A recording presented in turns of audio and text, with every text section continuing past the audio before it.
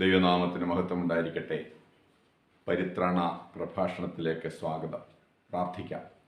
ദൈവമായ കർത്താവേ, ദൈവത്തിൻ്റെ വചനം ധ്യാനിക്കുവാൻ ഞങ്ങൾക്ക് ലഭിക്കുന്ന അവസരത്തിനായിട്ട് സ്തോത്രം.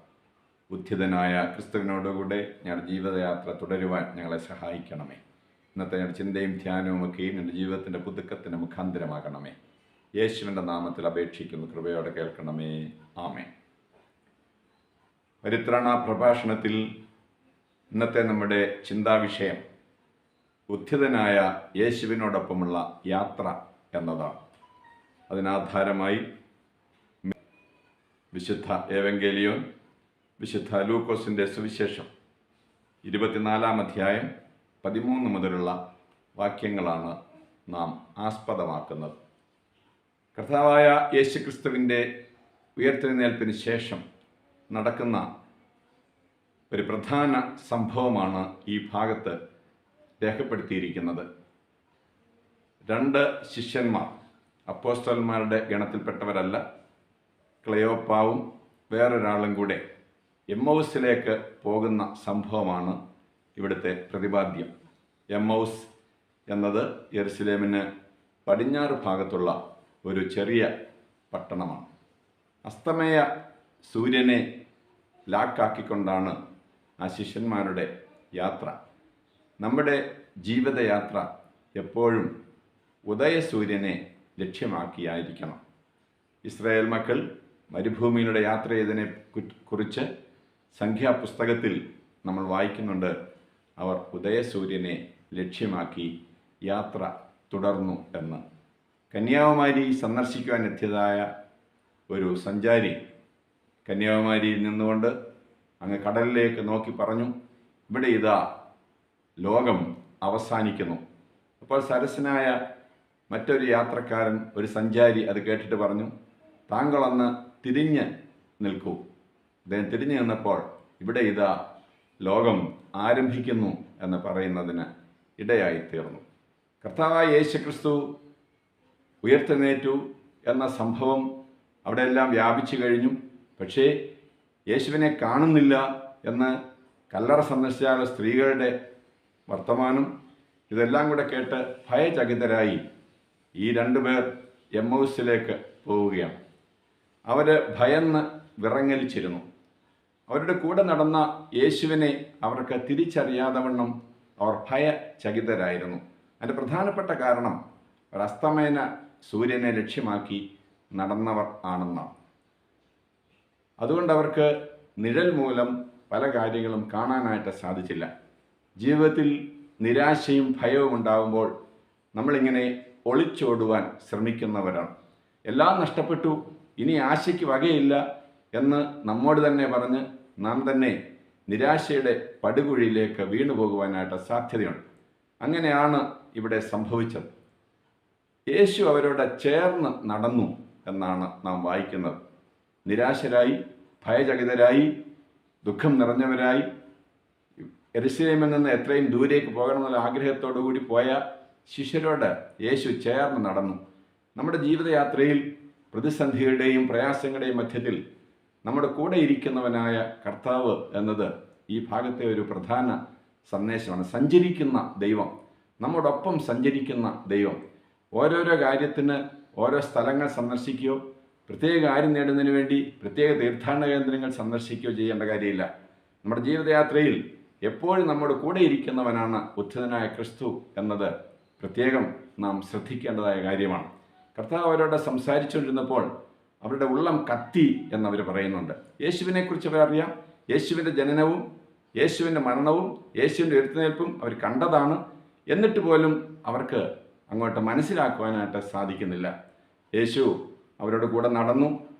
നടന്നു പോകുവാനായിട്ടുള്ള ആഗ്രഹം യേശു പ്രകടിപ്പിച്ചു. കടന്നു പോകുന്ന ഭാവം കാണിച്ചു.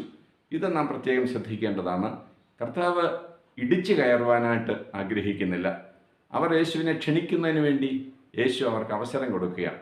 ഈ ലോകത്തിൽ നമുക്ക് കിട്ടിയിരിക്കുന്ന ഏറ്റവും വലിയ ഗിഫ്റ്റ്, ഏറ്റവും വലിയ സ്വാതന്ത്ര്യം, ഏറ്റവും വലിയ സമ്മാനം എന്താണെന്ന് ചോദിച്ചാൽ ഈ ഫ്രീ വില്ലാണ്.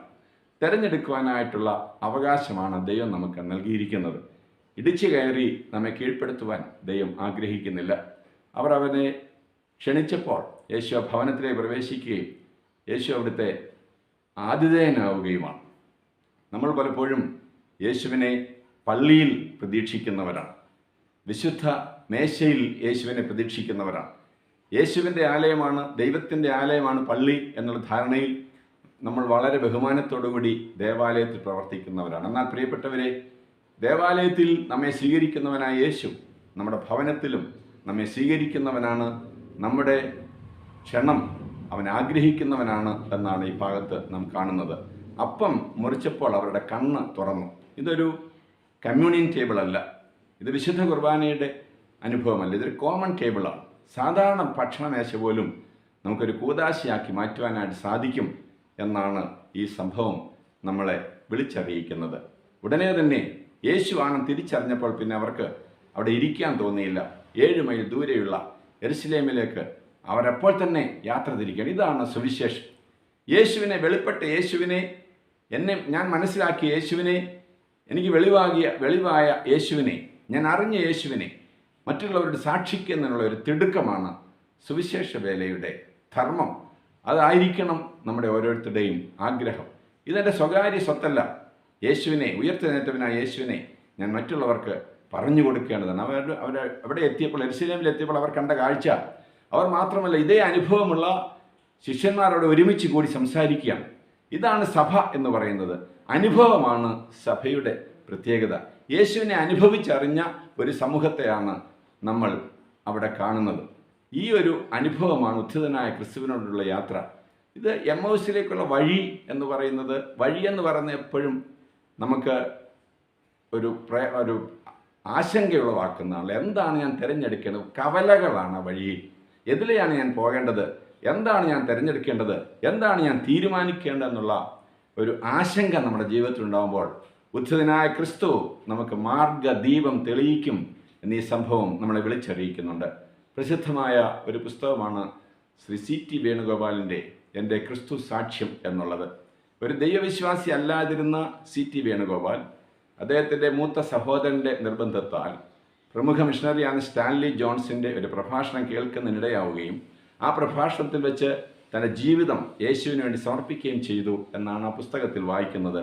അദ്ദേഹം ഇന്ത്യൻ റെയിൽവേ സർവീസിലെ ഉന്നത ഉദ്യോഗസ്ഥനായിരുന്നു.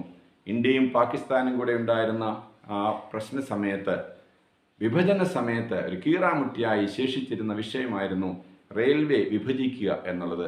ആ സമയത്ത് ഇന്ത്യൻ റെയിൽവേ സർവീസിൽ ഉന്നത ഉദ്യോഗസ്ഥനായിരുന്ന C.T. വേണുഗോപാൽ, ഇന്ത്യയുടെ പ്രധാനമന്ത്രിയായിരുന്ന നമ്മുടെ ജവഹർലാൽ നെഹ്റു ഈ ഒരു വലിയ ചുമതല, ഈ ഒരു പ്രശ്ന പരിഹാരത്തിലുള്ള ഫോർമുല തയ്യാറാക്കുന്നതിനുള്ള വലിയ ചുമതല ശ്രീ C.T. വേണുഗോപാലിനെ ഏൽപ്പിച്ചു.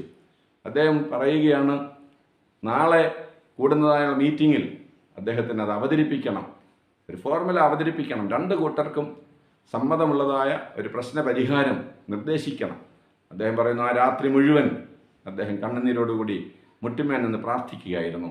അർദ്ധരാത്രിയായപ്പോൾ ഉത്ഥിതനായ ക്രിസ്തു C.T. വേണുഗോപാലിൻ്റെ മുറി സന്ദർശിക്കുകയും 1, 2, 3 എന്നുള്ള രീതിയിൽ പ്രശ്നപരിഹാരത്തിനുള്ള മാർഗനിർദ്ദേശം നൽകുകയും ചെയ്തു എന്നാണ് അദ്ദേഹം എഴുതിയിരിക്കുന്നത്. പിറ്റേ ദിവസം ഇരുവിഭാഗക്കാർ മീറ്റിംഗ് കൂടിയപ്പോൾ ഇതുവരെയും കീറാമുട്ടിയായിരുന്ന ആളെ പ്രശ്ന പരിഹാരത്തിന് ഈ C.T. വേണുഗോപാൽ സമർപ്പിച്ചതായ നിർദ്ദേശങ്ങൾ ഇരുകൂട്ടരും അംഗീകരിക്കുകയും അങ്ങനെ പ്രശ്നം പരിഹരിക്കപ്പെടുകയും ചെയ്തു എന്നാണ് വായിച്ചിട്ടുള്ളത്. എന്നെ കേൾക്കുന്ന പ്രിയപ്പെട്ടവരെ, ജീവിതത്തിൻ്റെ പ്രശ്നങ്ങളുടെ മധ്യങ്ങളിൽ, ജീവിതത്തിൻ്റെ ആശങ്കയുടെ മധ്യത്തിൽ നമുക്ക് വഴികാട്ടിയായി വ്യക്തമായ ദർശനം നൽകിക്കൊണ്ട് ഉത്ഥിതനായ കർത്താവ് നമ്മുടെ കൂടെയുണ്ട്. അതുകൊണ്ട് നമുക്ക് നമ്മുടെ ജീവിതയാത്ര കർത്താവിനോട് കൂടെ തുടരാം.